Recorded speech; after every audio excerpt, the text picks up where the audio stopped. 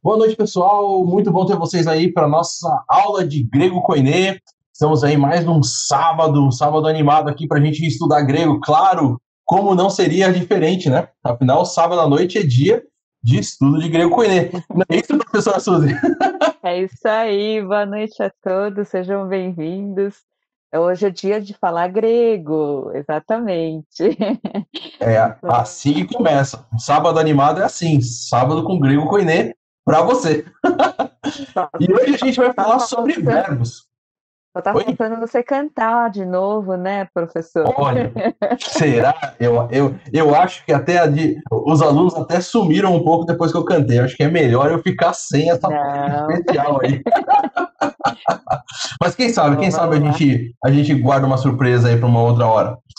Pessoal, hoje a gente vai falar sobre verbos. A gente vai dar esse início nesse estudo que é bem especial, porque é muito importante para a gente analisar o texto, né? Porque afinal, as orações, as frases e tudo isso aí está o quê? De certa forma, rodeado pelo verbo, né? Então você tem que sempre achar o verbo das frases, das orações, para você então começar a fazer aí uma boa interpretação. Isso é essencial para a gente poder compreender bem o nosso grego. Então, eu vou soltar aqui o nosso PowerPoint, que vocês já devem estar vendo aí, e a gente então vai dar esse início aí, vamos dar esse start naquilo que a gente tem para falar. Então, o que a gente tem para ver um pouquinho sobre verbos? Então, verbo é essa a ação, vamos dizer assim, dentro da nossa língua, principalmente daquilo que está acontecendo, né? E quando a gente então pensa nos verbos, a gente tem que ter algumas noções um pouco gerais sobre o verbo. Primeiro, verbo é a palavra que indica ação, que indica estado, fenômeno natural, ocorrência, desejo, e tem uma infinidade de coisas que o verbo ele vai indicar. Por exemplo, ação, pescar, caminhar, andar, sei lá, abraçar, algum monte de coisa que você pode fazer aí. Indica estado, que principalmente são esses verbos ser, ficar, né? Que fazem muitas vezes essa função perifrástica, muitas vezes, ou coisas assim, eles trabalham muito em conjunto, às vezes, com outros verbos. Fenômenos naturais, como amanhecer, chover, anoitecer, ocorrências, como isso sucedeu, né? O verbo suceder é um desses exemplos.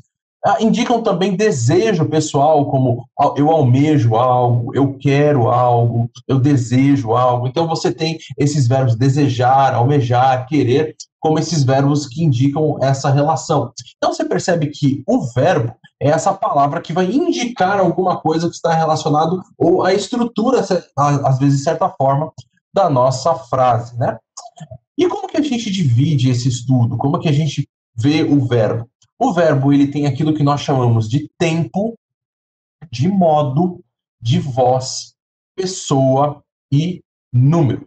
Tá? E a gente vai caminhar um pouquinho dentro desse estudo hoje com algumas coisas relacionadas a essa, tentando explicar um pouquinho de cada uma dessas coisas para vocês. O que, que é o tempo, o que, que é o modo, a voz, a pessoa e também o número. Então, para a gente começar, a gente tem que entender que o verbo em grego, ele tem uma função, ou ele expressa algo bastante diferente do que expressa em português. Em português, o verbo, ele expressa quando uma ação ocorre. E a gente, quando fala sobre o quando, a gente fala sobre o pretérito, né, o passado, o presente ou o futuro, tá? Então, geralmente, o verbo, ou a expressão geral do verbo, em português, expressa essa realidade, quando a ação ocorre. Mas isso não é a mesma relação com o grego, porque o grego ele vai indicar como a ação ocorre. E essa é a grande chave da compreensão aí do nosso grego, é entendermos quando a ação está acontecendo e não, ou melhor, indicar o como a ação está acontecendo e não quando a ação está acontecendo. E como é que a gente vê isso? Nós temos, geralmente, expressamos isso em três aspectos da ação, ou seja, o aspecto durativo, pontilear ou o aspecto resultante. Então, como a ação ocorre, não quando a ação ocorre. A ação ocorre de forma durativa, pontilear ou resultante. No livro do Hegel e Bergman, que foi o livro que a gente indicou na primeira aula para vocês como gramática, ele vai explicar isso em português dando 3 exemplos. Ele vai dizer, por exemplo, que o aspecto durativo, ele usa a frase Pedro está escrevendo um livro. Então, isso expressa essa ação contínua daquilo que está acontecendo, daquilo que Pedro está fazendo, né? Então, está escrevendo indica que algo está acontecendo, né? Que é um aspecto durativo. É uma ação que ela é vista em progresso. É uma ação que é vista como uma ação não concluída, não acabada. Então, essa é a ideia geral daquilo que nós chamamos de aspecto durativo. E nós colocamos aí para exemplificar, talvez um pouquinho, esse versículozinho aí que é de João capítulo 11, o versículo 41. Pater eucharisto soi. Então, pater, a gente até já viu em outras aulas, é pai. Eu estou dando graças para ti. Esse soi aí é o dativo, né? Então, é essa ação de quem está recebendo, né, a ação do verbo, né? Então, veja aí, pater, eucharisto, do verbo que tem essa expressão de dar graças, né, de exaltar, alguma coisa assim. Então, pater, eucharisto soi. Pai, eu estou te dando graças, ou estou dando graças para ti. É uma ação contínua que o texto está tentando expressar. Ou pelo menos uma ação que é vista como não acabada, a ação que está sendo narrada naquele momento como acontecendo, né? E é aquilo que ele está fazendo naquele momento. O aspecto pontilear, você, por exemplo, o Bergman, ele expressa com aquela frase do Pedro, dizendo Pedro escreveu um livro. Ele não indica quanto tempo Pedro demorou para escrever, ele não indica quando foi que ele terminou, se ele terminou ontem, se ele terminou hoje de manhã, se ele terminou há 10 anos atrás. Simplesmente vê a ação como um todo, uma ação como acabada. O fato de que ele escreveu o livro, e isso é uma realidade. Tá? Isso é um fato em si. Então, essa ideia é a ideia da ação vista como um aspecto pontilear, uma ação vista como um todo, uma ação vista como um fato em si. E aí você tem esse versículo, que também é do texto aí de João, que diz, Eista idia euthen, kai hoi idioi auton u parelabon. Então você tem aí esses versos, e o versículo veio para os seus, mas os seus não o receberam. Então é interessante você ver que os verbos aí, eles estão dentro dessa característica, né? O verbo seu, né, veio para os seus, é um verbo aí que está no auristo, um aspecto pontilear, e traz essa ideia, veio para os seus, mas eles não receberam. E o aspecto resultante da ação, nós temos a expressão lá que o Bergman e o Hegel traz, que diz assim, no livro de Pedro está escrito que. Então, é o resultado. Ou seja, pelo fato de que Pedro escreveu um livro, hoje nós temos aquilo por escrito. E lá podemos ver que isso está escrito e temos as informações daquilo. Então, o fato de eu poder hoje saber o que está escrito no livro é o resultado do fato de que Pedro escreveu esse livro em algum tempo, né? Então, esse é o aspecto resultante. Então, há um resultado, algo acontece, e esse algo que acontece, ele promove, né, ou ele produz um resultado. E esse resultado pode ser um resultado que ainda está sendo sentido pelos que estão ali participando, pode ser um resultado também que já tenha sido terminado, tá? É um resultado que aconteceu por um tempo, mas que já terminou. E a gente colocou como exemplo aí, nun egnocamen hoti daimonion e reis. Então, agora sabemos que você tem demônio. Esse é o texto, né? E o estado é esse estado presente. Agora eu consigo saber que há uma realidade porque alguma coisa foi demonstrada. Algo aconteceu no passado que trouxe um resultado. Qual é o resultado? Agora eu sei, né? Temos aí o verbo gnosco, eu sei que você tem um demônio. Então, essa é a ideia desses aspectos, né? Então, Um expressa algo contínuo, algo durativo. O segundo, que é o durativo, o pontilhar vê a ação como um todo, e o resultante, ele expressa o resultado de uma ação que aconteceu no passado. Então, esses três aspectos vão estar presentes em todos os tempos verbais que nós temos em grego. E olha só que interessante, a gente colocou aqui um exemplo para vocês terem uma ideia geral dos verbos em grego, de como ele mais ou menos funciona. Olha só, por exemplo, você tem o tempo presente. O tempo presente em grego, ele traz essa ideia, né, de algo que está acontecendo, um algo durativo, tá? E veja aí, olha só, a gente até colocou aqui esse exemplo em gráfico, né, ou nessas tabelas, onde você tem, por exemplo, passado, presente e futuro. Então, o tempo presente em grego, ele é uma ação vista no presente como uma linha contínua, né? Como algo que está acontecendo, como algo durativo. É essa a ideia do tempo presente. E aí você tem aí o nosso exemplo que a gente colocou, que é Kyrie, né? Ou seja, Senhor, soson remas apolímeta. Então, Senhor, salva-nos. E aí nós temos a salve a nós, né? E aí nós temos aqui esse nosso verbo no presente. Olha só, porque estamos perecendo, né? Porque estamos morrendo, porque estamos indo mal. Então essa é a ideia, porque algo de ruim está acontecendo aí. Estamos a naufragar, é a ideia do texto ali, tá? Então estamos morrendo, estamos perecendo. Então é uma coisa que não foi vista como concluída. Eles não morreram, não pereceram, mas eles estavam passando por aquele momento de dificuldade, de problema. Veja aqui, por exemplo, o exemplo do futuro. Então, o presente é durativo.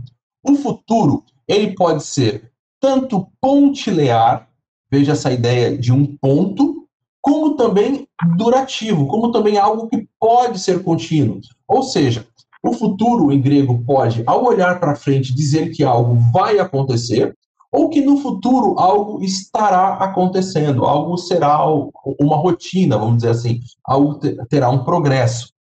Nós colocamos aí como exemplo esse texto aí, ó, kai en tuto hairo, alá kai haresomai. E você tem aí nisto, eu tenho me alegrado, né? É o presente, e certamente me alegrarei também, ou certamente continuarei me alegrando, alguma coisa nesse sentido, né?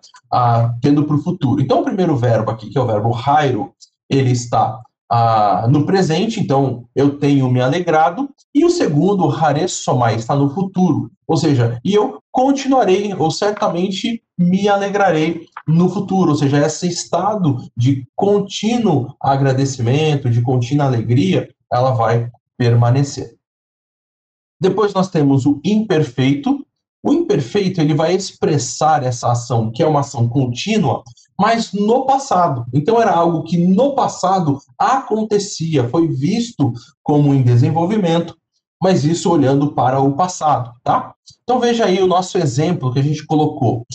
En gar didaskon, pois estava ensinando, né?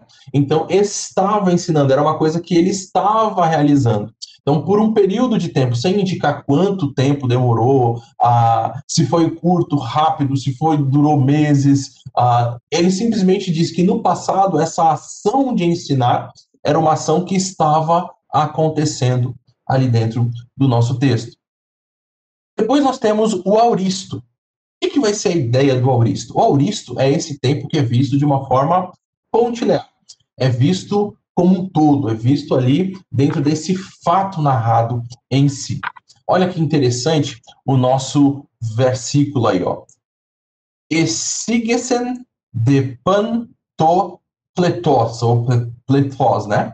E aí você tem o que? E toda a multidão parou de falar, que é esse verbo, né?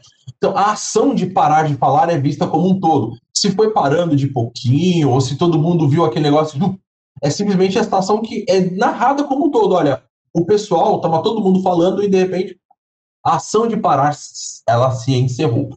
As pessoas ficaram quietas, né? Então essa é a ideia, é visto como um todo. A multidão estava falando, mas ela parou de falar. Ela se calou por completo.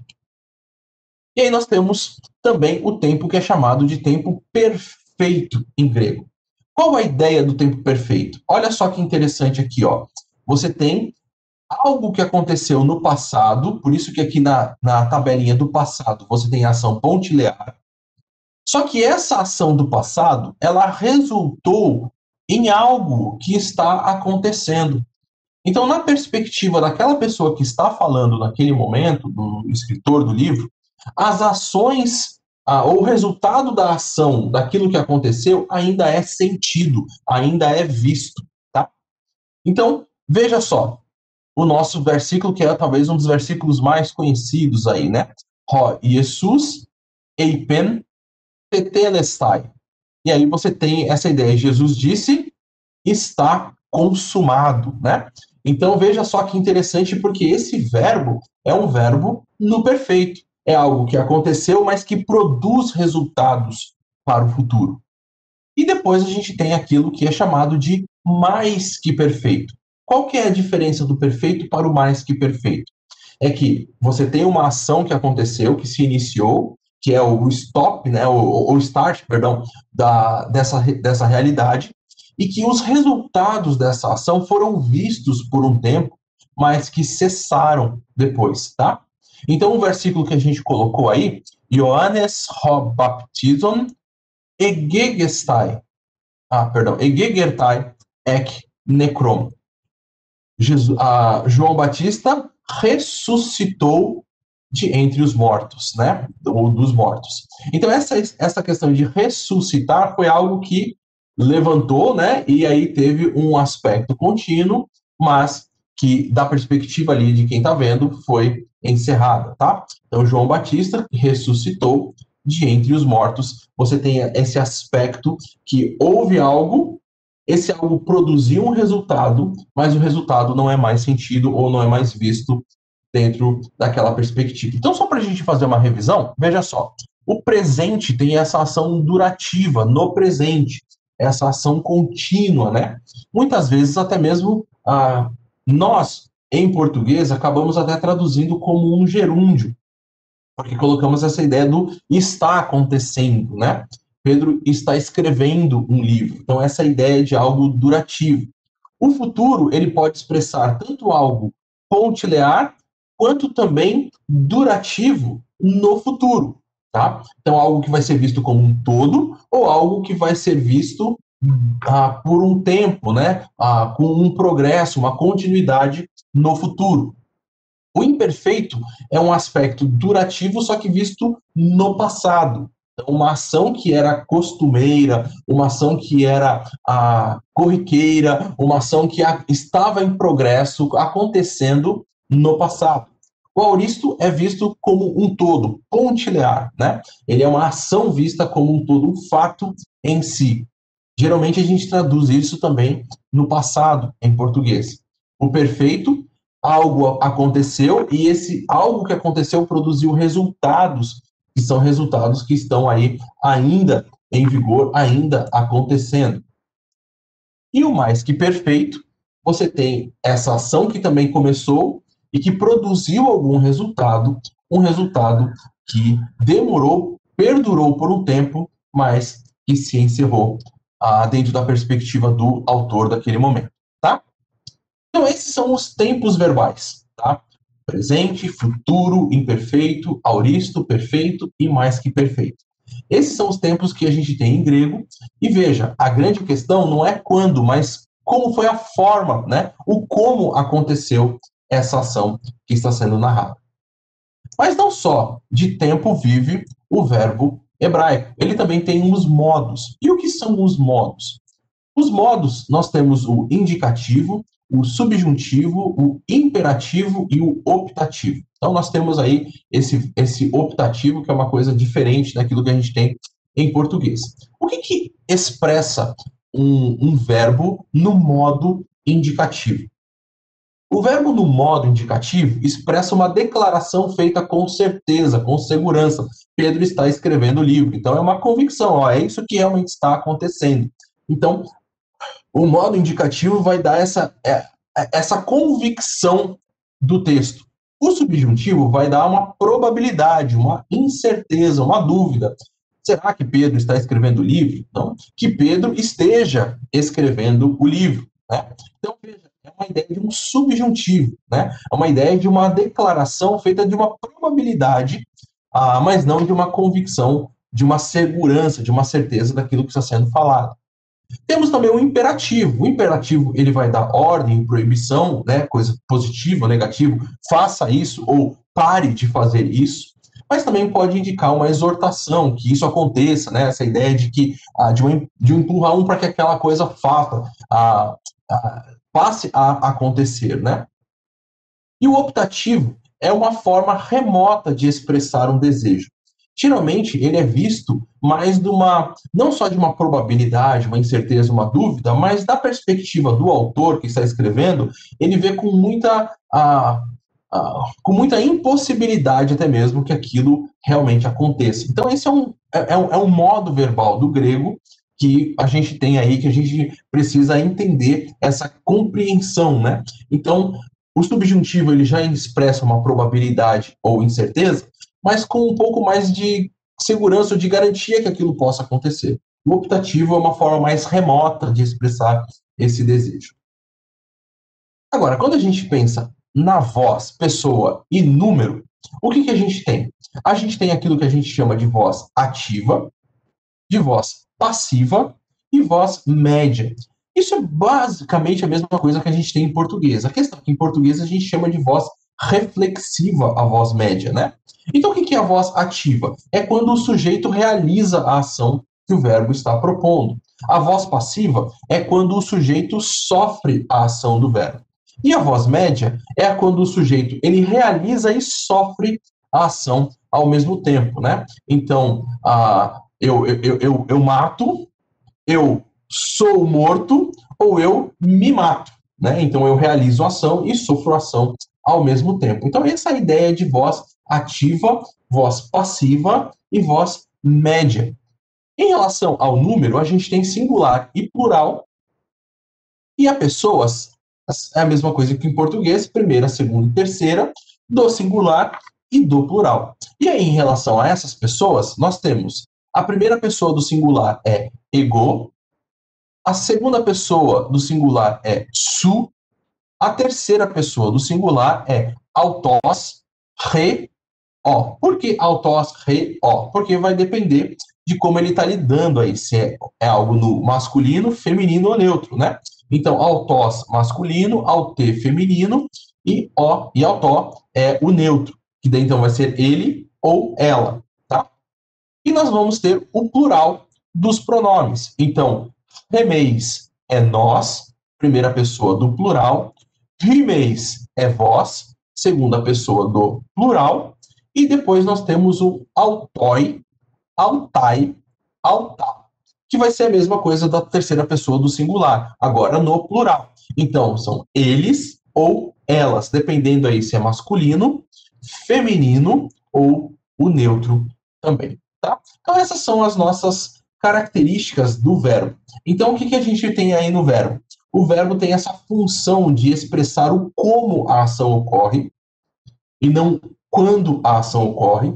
E essa ação vai ser vista sempre de três aspectos: durativo, pontilear ou resultante. Depois dos tempos verbais, nós vamos ter o quê? Nós vamos ter os modos. E quais são esses modos? Indicativo, uma ação falada com convicção e certeza. O subjuntivo, uma probabilidade. O imperativo, uma ordem ou uma proibição. E o optativo, essa forma mais remota de também de expressar um desejo particular da pessoa que está falando. E depois nós temos essa voz ativa, média e passiva, realiza ação, sofre ação ou realiza e sofre ação, o singular e o plural, e a primeira, segunda e terceira pessoa. Então essa é a nossa, vamos assim, a nossa visão geral daquilo que a gente precisa entender para entender os verbos. E aí a gente vai dar uma parada no nosso estudo até agora, para a gente ver aí algumas questões sobre dúvidas. Vou até aqui As voltar. dúvidas sobre esse assunto até, né, Isso, do que a gente estava falando, para que a gente possa caminhar aí para as próximas coisas.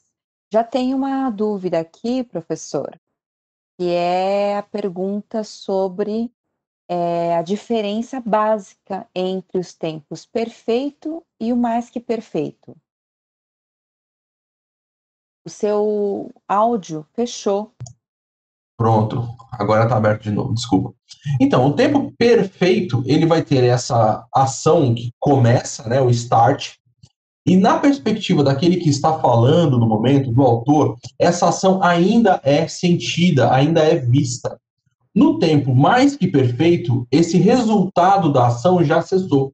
Então, foi algo que deu um start para um resultado. Esse resultado foi sentido por um tempo, mas agora, naquele momento que o autor está escrevendo e está falando com os seus leitores, esse resultado não é mais sentido, não pode ser mais visto. Então, foi um resultado que aconteceu por um período de tempo, mas no passado. Já o perfeito, não. O resultado ainda é sentido ou ainda pode ser visto. Então, essa talvez seja, vamos dizer assim, essa característica mais simples, vamos dizer assim, a respeito do tempo.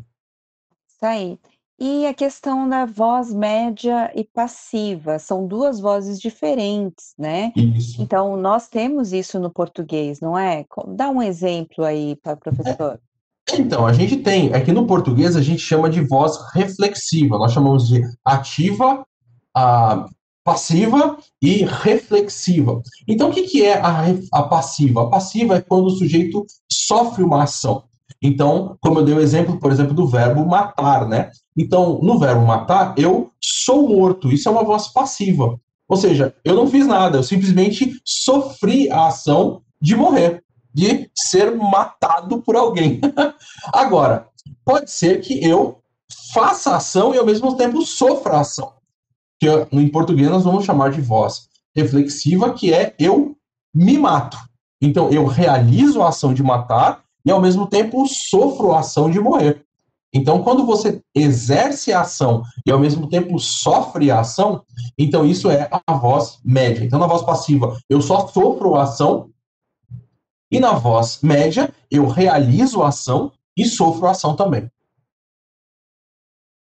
Tá certo. Temos mais perguntas até aqui? Temos aqui, o aspecto durativo é como se fosse o gerúndio, professor? Então, muitas vezes ele realmente é traduzido até como gerúndio, né? Em algumas gramáticas, como a gramática que a gente recomendou para vocês, que é essa gramática aqui do Lourenço e do Johannes, essa gramática, ela vai, quando colocar o presente, ela vai traduzir o presente exatamente como um gerúndio. Agora, qual que é a ideia principal de colocar ali no gerúndio? É a ideia de dar essa demonstração da ação como não acabada, né? Dessa ação vista como acontecendo, como em progresso, tá? Então, você pode, dependendo sim, sempre do contexto, né, acabar até traduzindo como um gerúndio.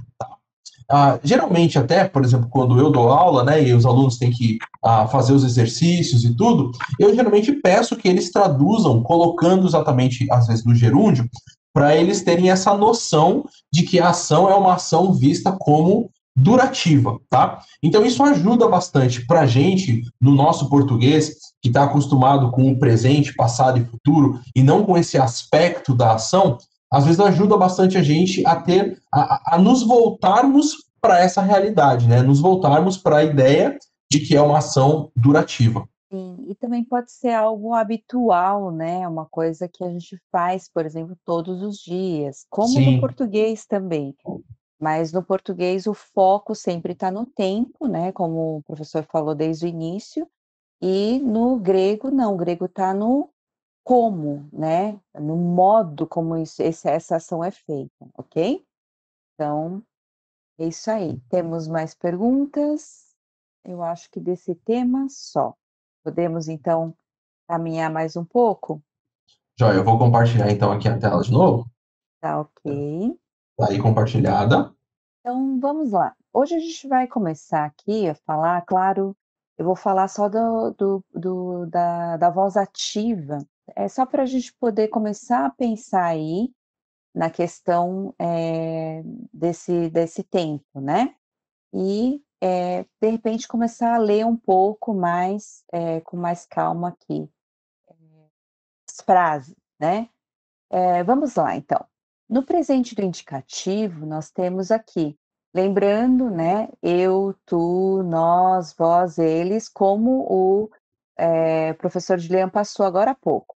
Então, como no português, no grego, a partir da terminação do verbo, é possível a gente saber quem está falando. Então, é necessário colocar a pessoa? Não, não precisa, porque nós já sabemos através do verbo, mas uma boa parte das vezes é usado o pronome, né, pronome pessoal. Então vamos lá. Então essa seria a base, né, o padrão, né, da conjugação aí verbal. Vamos lá, primeira pessoa, go.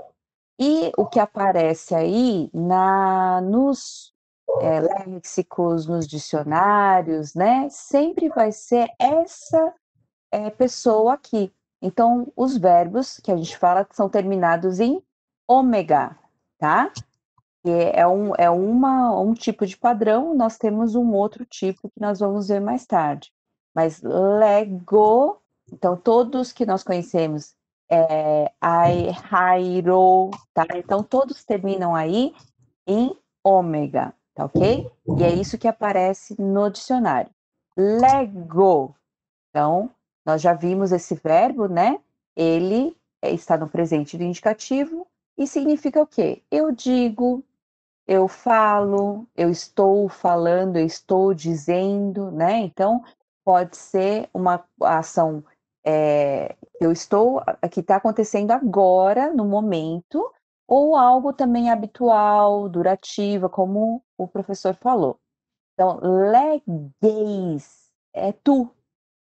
Apareceu esse eis no final, é tu, tá? Si, ok?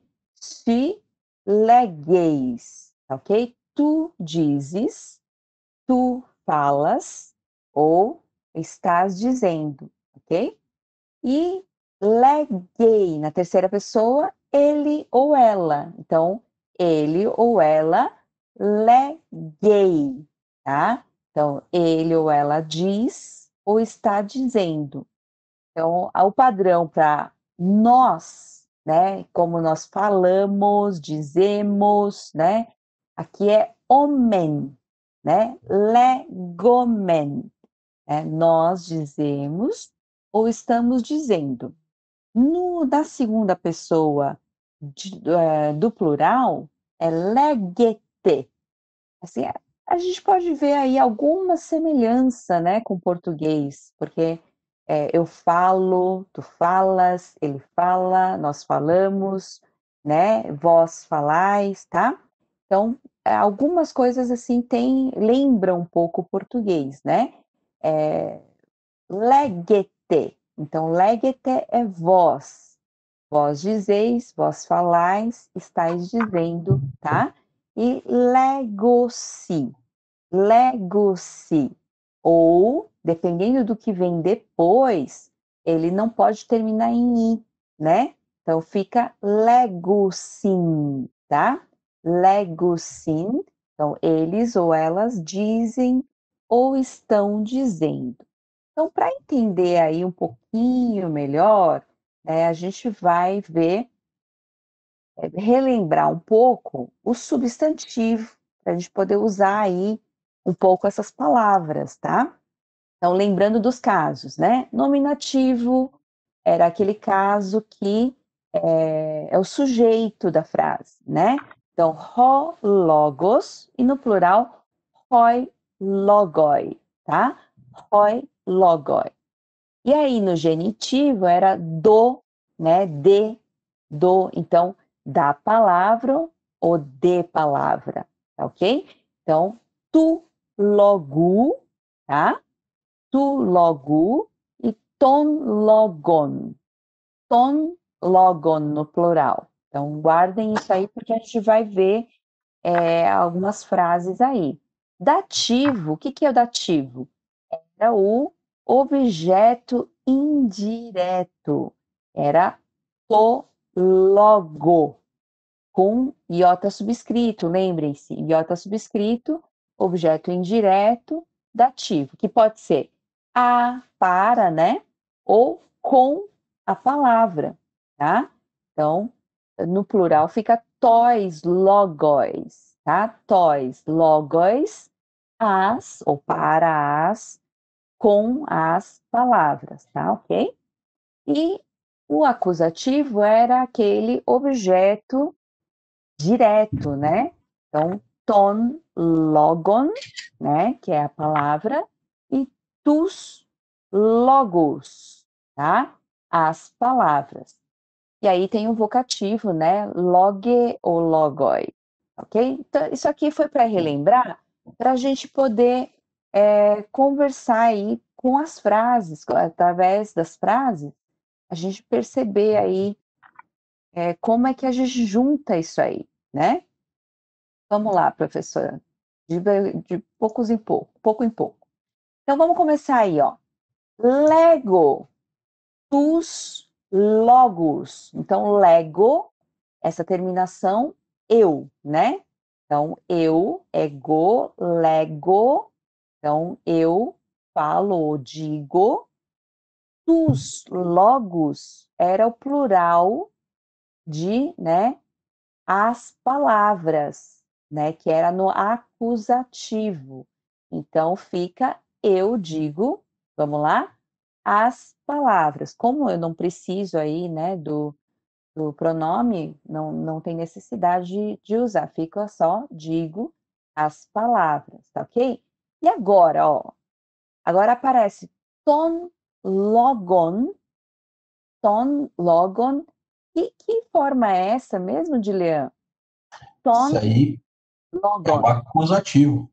Então, Tem o independente de onde ele está, eu já sei que ele é um acusativo. E se é um acusativo, ele é objeto direto. Então, aí eu vejo lá qual que é o verbo. Grafo. Grafo é de escrever, de grafia, né? Lembrando aí, grafo. Então, eu escrevo, né? Então, escrevo o quê? A palavra. Lembra aquela pergunta? Escrevo o quê? Escrevo a palavra. Então, lembra, olha só, não precisa sempre parecer na mesma ordem. Aliás, na Bíblia aparece muito isso. Tudo fora de ordem e a gente vai saber pelo caso, né? Então, aqui aparece de novo aí, ó, grafo, né? Grafo. Então, eu escrevo, né? Tus logos, né? De novo, as palavras, está no plural, né? Tus logos, né? Acusativo também. Agora, de novo, apareceu um negócio, só que tá no singular, e que era isso mesmo? Tu marco. Tu marco. Isso aí é o caso genitivo. genitivo, é de pertencimento, de origem, né? Então, tu, Marco, olha o nome que a gente conhece, Marcos, de Marcos. Então, vamos lá, escrevo as palavras de Marcos, né? Então, a gente já consegue, olha, juntando aí as palavrinhas, a gente consegue fazer muita coisa, né? Então, vamos lá para o próximo. Lego, ton logon, tu, teu. Então, Lego, né? Falo, digo, a palavra, né? Tu, teu, é de Deus, que nem ali do Marco, né? Tu, Marco. Aqui é tu, TU de teós, né? Então, digo, falo, né? A palavra de Deus, ok? Então, eu falo ou digo a palavra de Deus, tá? Então, nesse caso, pode ser como se eu estivesse falando para alguém, né? Aí eu posso colocar para quem estou falando também, usando aqueles pronomes que a gente aprendeu, né? Eu posso usar aí, olha, o pronome apareceu, vamos lá. Legueis. O que que era legueis mesmo? Que pessoa que é essa? Legueis é segunda pessoa, si, né? Ou tu, legueis, então tu dizes, tu estás dizendo, ok? Tus logos, as palavras. Agora olha que apareceu, o dativo, com iota subscrito é dativo, então ao tu, né, ao to, né? Quando aparece isso, a gente sabe que é a alguém. Quem é esse? É a terceira pessoa, né? Que é de autós. Então, o que está escrito aqui?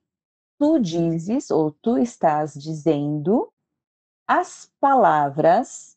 Eu não coloquei o lhe, que né, se usava muito mais, para a gente poder perceber aí quem é essa pessoa. E vamos dizer assim, é o uso da preposição, né, que precisa para falar dele. Então, tu dizes as palavras, tu dizes o que para quem, né? É isso. Então, tu dizes as palavras para ele ou a ele, ok? Então, vamos na próxima. Iesu legueis tus logos. Iesu, né? Aí tá falando de Jesus, né? Então, Jesus, né? Legues, né? Dizes, tu dizes, né?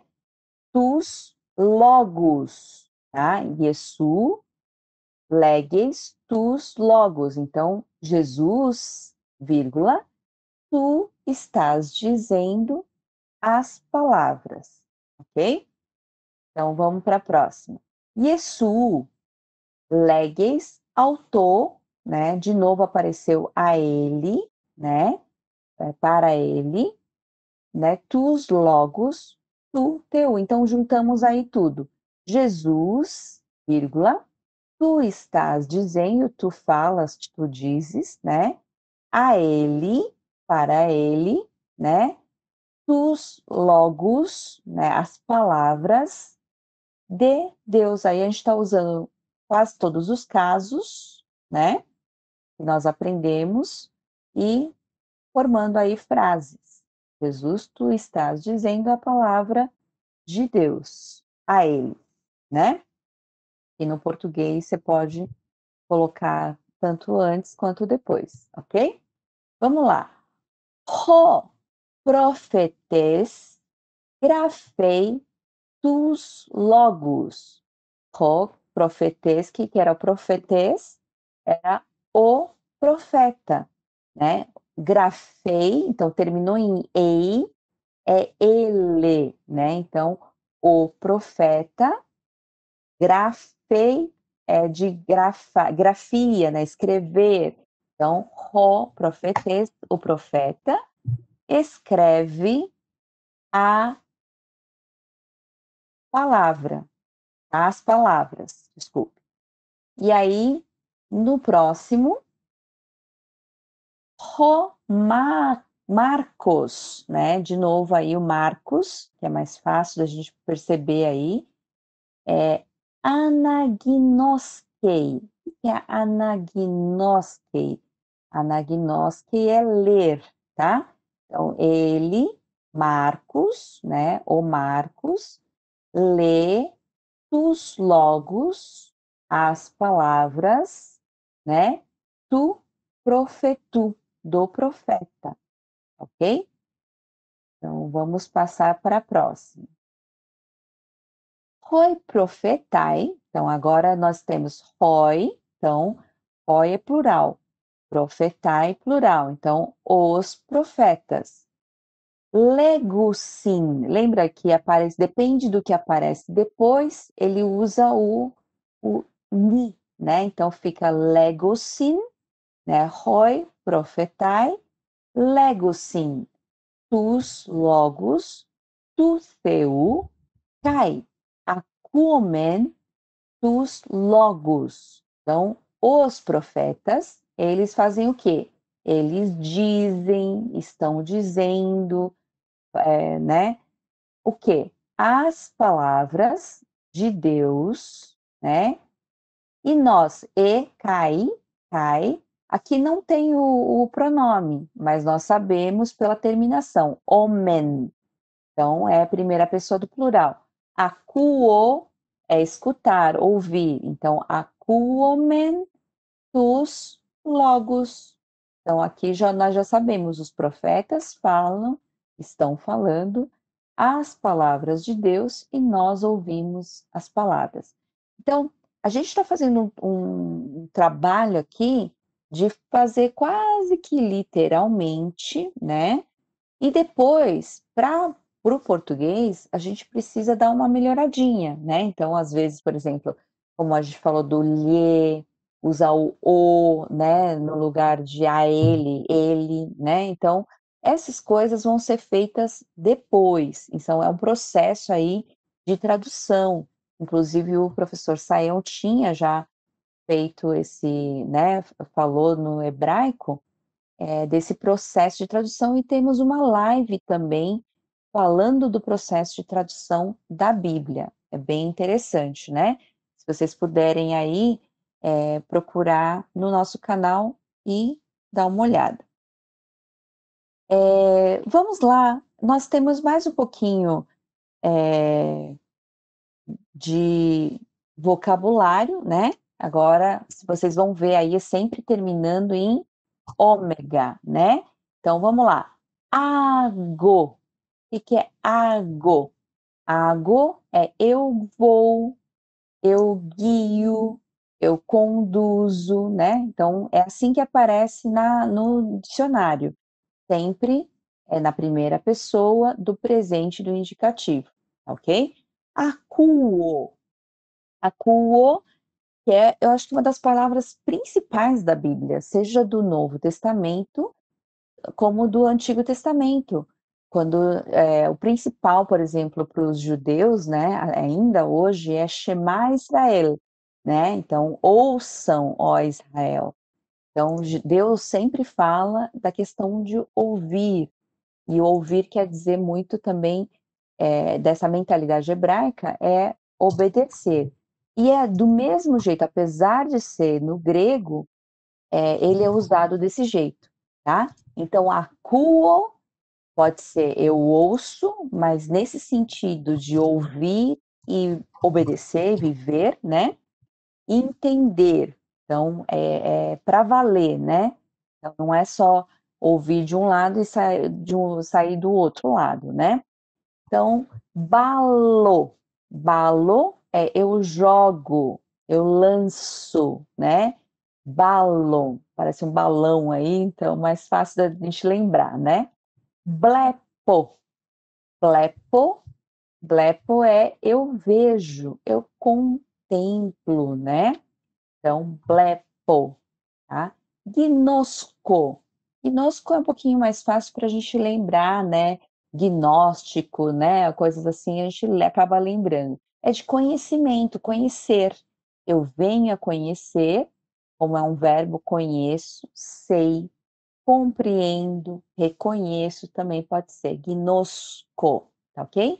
Grafo, nós falamos aí, eu escrevo.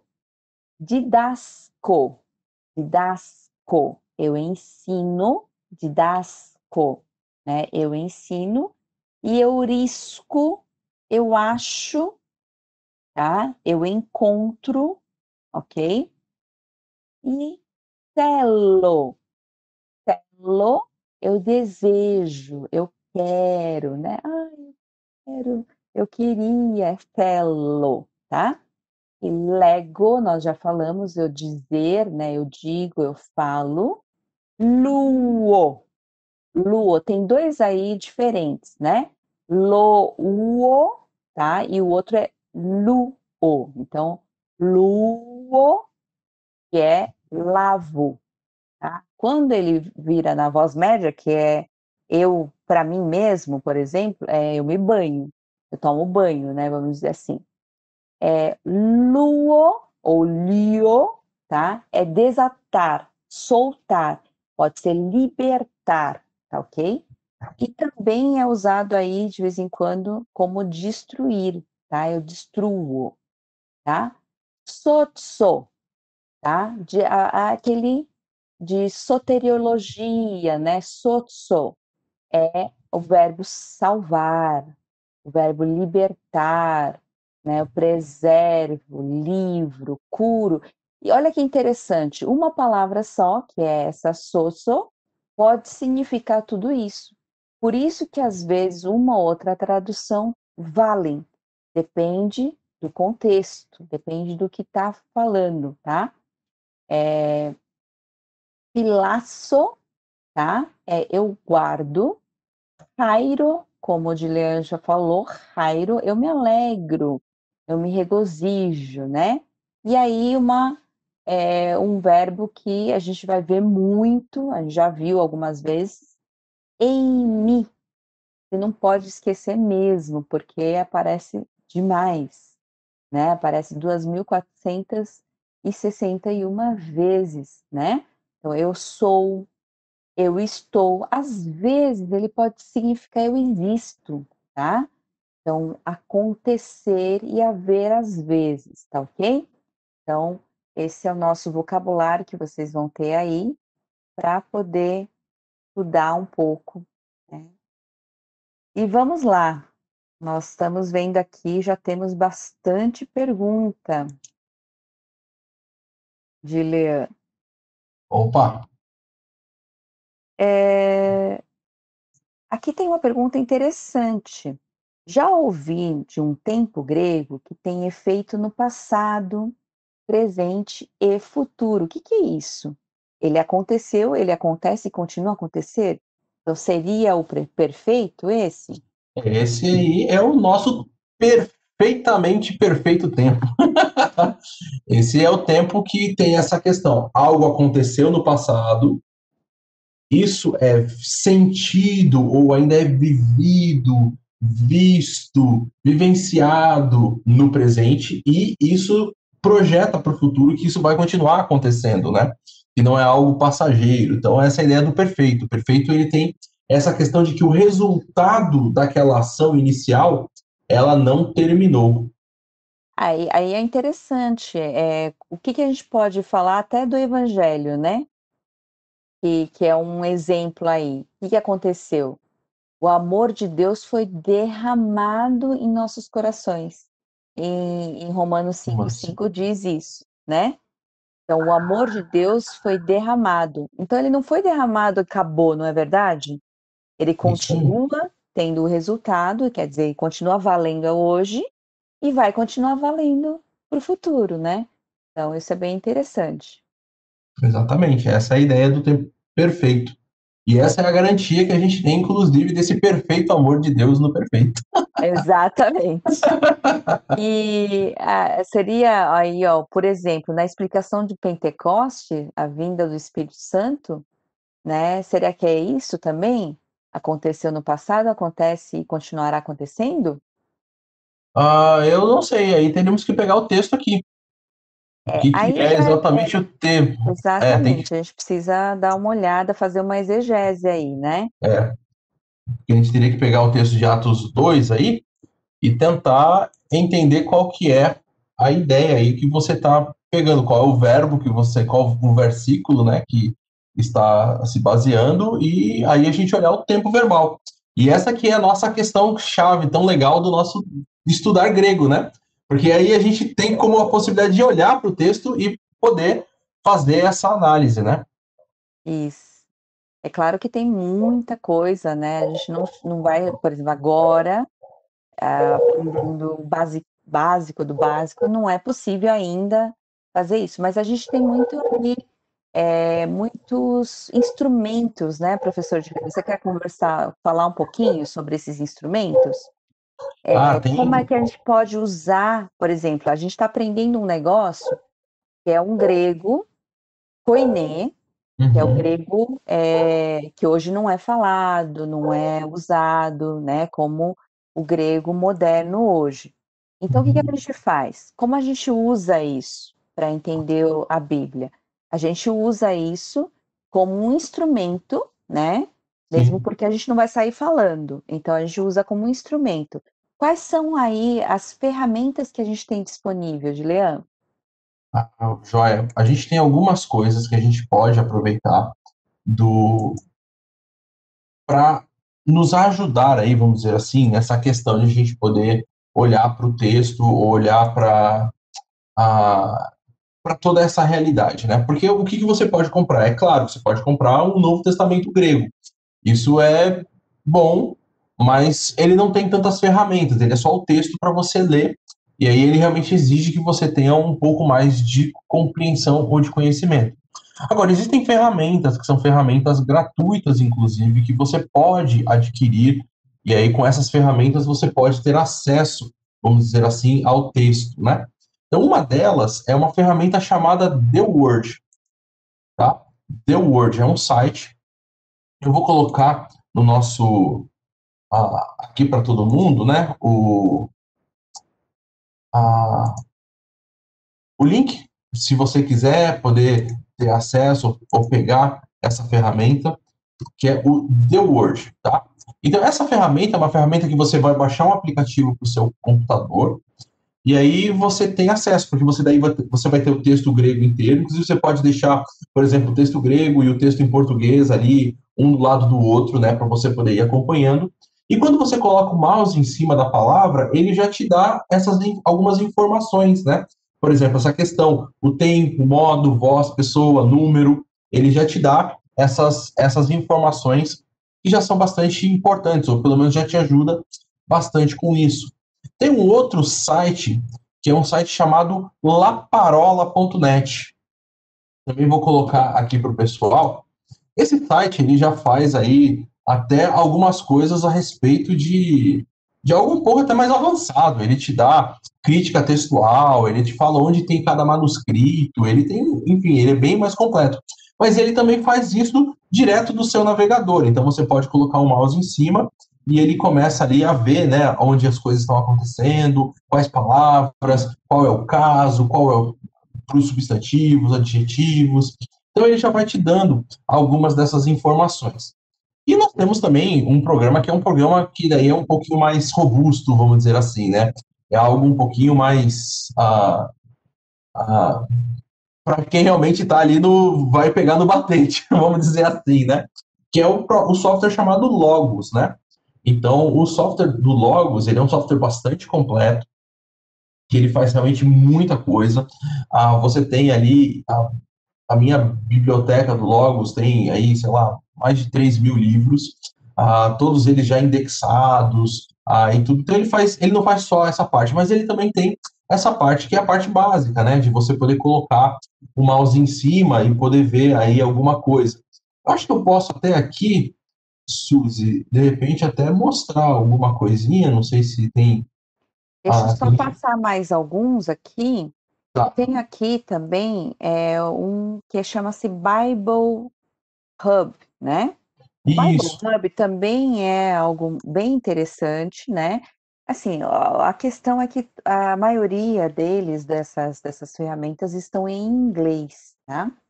Mas é possível aí você usar aí um tradutor se você não fala inglês, mas é muito bom porque você faz todo esse trabalho, assim, pelo menos básico de exegese ou de ver, né, um texto mais facilmente. Tem um outro aqui que também eu gosto muito de trabalhar, que já é um comentário, é o NetBible. O NetBible, ele já traz uma crítica, ele traz, assim, comentários bem interessantes e comentários muito bons, tirado de comentários, assim, maiores, muito bons, tá. Então eu vou colocar aqui, para vocês, poderem trabalhar tanto com ele quanto com essas outras ferramentas aí, ok? E aí, o professor pode aí mostrar. Vou mostrar aqui. Ah, deve estar aparecendo aí para vocês já. Esse aí, por exemplo, é o NetBible que a Suzy mencionou, tá? Então, o NetBible você pode colocar o texto aqui em inglês e do Coloca lado. aí nos notes, por favor, nos comentários. É Ah, interessante. Tá vendo aqui, ó, no grego essa palavra, né, é o aham. livro da genealogia, né, aí ele traz a palavra biblos, né, então ele explica, são os comentários muito bons, tá, vocês podem ter aí acesso. E aí você tem o texto grego todinho aqui. É interessante que quando você coloca o mouse em cima, ele vai sublinhar a palavra em inglês que está relacionada, então isso é bem legal, porque daí você consegue ter um pouco aí dessa percepção, né, de como a palavra, inclusive, está sendo traduzida, como está sendo trabalhada no texto. E aqui embaixo, ele te dá uma janelinha ali com algumas questões morfológicas, né? Então ele vai dizer ali que é verbo e tal, e ele vai te dar algumas informações. O Laparola que eu falei é esse aqui, ele é bem feinho, né? Um site bem simplesinho, mas ele é bem interessante, porque você pode selecionar o que você quer aqui, né? O livro, capítulo e versículo. Você pode escolher aqui as opções, né? Eu quero ver as variantes textuais, como que eu quero ver os textos aqui, eu quero ver o texto de Westcott and Hort, eu quero ver o Tischendorf, quero ver o bizantino, então eu quero ver os vários tipos de manuscritos que tem, e aí você pode selecionar as opções que você quer, e também você tem aquela questão, se você colocar o mouse em cima da palavra, veja que ela vai aparecer, é pequenininho, mas ele vai aparecer ali. Por exemplo, ali em Abraão, tá lá, é um substantivo, genitivo singular masculino. Então, ela vai te dar ali, para cada uma das palavras, aí, essa questão da morfologia básica, né? Então, é interessante essa. E é 100% gratuito, assim como o BibleNet, né? Nós tínhamos falado também desse aqui, que é o The Word. Esse aqui você tem que fazer um download. Eu não tenho esse instalado no meu computador, tá? Então, eu não tenho como mostrar para vocês esse aplicativo funcionando aqui ao vivo, vamos dizer assim, porque eu não tenho ele instalado. Eu uso o Logos, então, por usar o Logos, então eu realmente não tenho. Mas esse aqui é uma versão gratuita, né? Então, é uma versão aí que dá para todo mundo poder baixar e poder usar essas ferramentas. Certo, Suzy? Certo. Se não tivermos mais perguntas, ou temos mais perguntas aí, podemos ter um momento. Tem O ferramentas em José. português? Isso, o José perguntou. Olha, José, o The Word, ele tem algumas coisas em português. Então, assim, eu sei que ele tem o léxico de Strong em português. Eu não sei que mais que ele vai ter, porque realmente, como eu não uso, eu só sei algumas coisas, principalmente do que os meus alunos falam, né? Mas eu sei que ele tem algumas coisas em português em relação a isso, a dicionários ou léxicos, mas eu acredito que sejam limitados, tá? Então, assim, para versões maiores, porque no próprio The Word você também pode comprar módulos, né? E aí você vai acrescentando, e aí são módulos com mais ferramentas. Mas aí eu não sei se tem em português, eu só Mas conheço realmente uma essa questão. dica, como tem tudo, assim, hoje em dia é fácil de você copiar e colar, você pode deixar aberto aí do lado um tradutor, né, Né?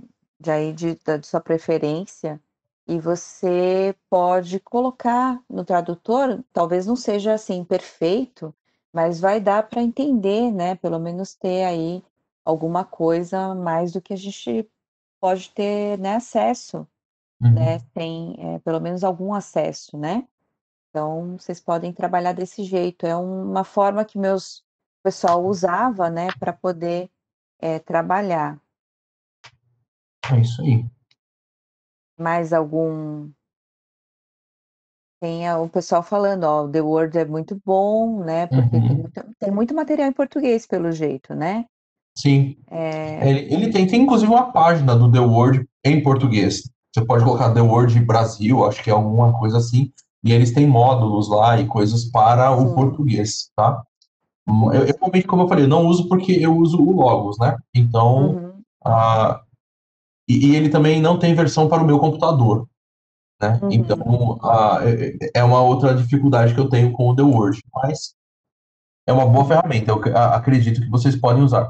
Tem uma para a Android, que é o Mais Word também, que você também pode baixar aí, e aí você tem ali essas ferramentinhas de você ter o texto grego, você pode clicar e abrir também. Se você tiver um Logos, o Logos funciona tanto em Windows, Mac, Android, iOS, então ele funciona em todos, que é o que acabou acontecendo comigo, né?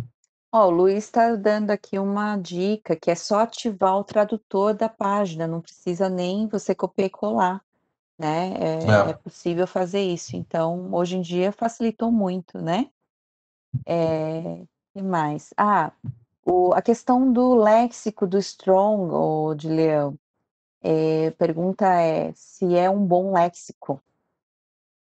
Sim, Suzy, é um bom léxico. Ele não é um léxico muito novo, né? Esse que é o É, problema.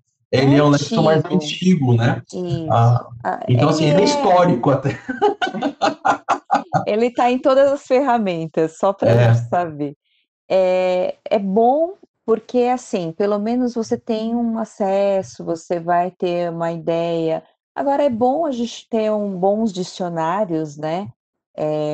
na primeira aula eu recomendei, por exemplo, comprar o Isso, Dicionário Internacional de Teologia do Novo exato. Testamento. Então, você quer uma ferramenta boa em português? É o Dicionário Internacional de Teologia do Novo Testamento. Então, procura lá e manda ver. Essa aí vale a pena. Esse vale muito, esse vale a pena ter na biblioteca de vocês, e assim, permanentemente. Então a gente consulta permanentemente esse aí. É isso aí. Então é isso, pessoal. Se não tiverem mais perguntas, temos mais? Eu acredito que não. Estou colocando aqui o link também do Dicionário Internacional, quando de Ok. repente alguém tiver interesse. Eu acho que é algo que vale bastante a pena. Eu já coloquei na primeira aula, eu coloquei Sim, ele, né? Mas se alguém de repente não assistiu a primeira, vai lá assistir que é muito bom. então é isso aí, pessoal. Então boa noite, Deus abençoe muito, É isso e aí. voltamos no próximo sábado, né. Isso aí. Amanhã Até nós sábado que temos vem. a celebração da IBNU pelo YouTube mesmo, então quem quiser vai ter uma palavra muito especial, então fiquem ligados aí, podem, se vocês fizerem a inscrição no canal, apertem o sininho, porque aí vocês já recebem a notificação, né. Então vai ser muito especial amanhã, então aguardem a palavra. É isso aí. Até mais. Até sábado que vem. Até sábado que vem, Deus abençoe, boa noite.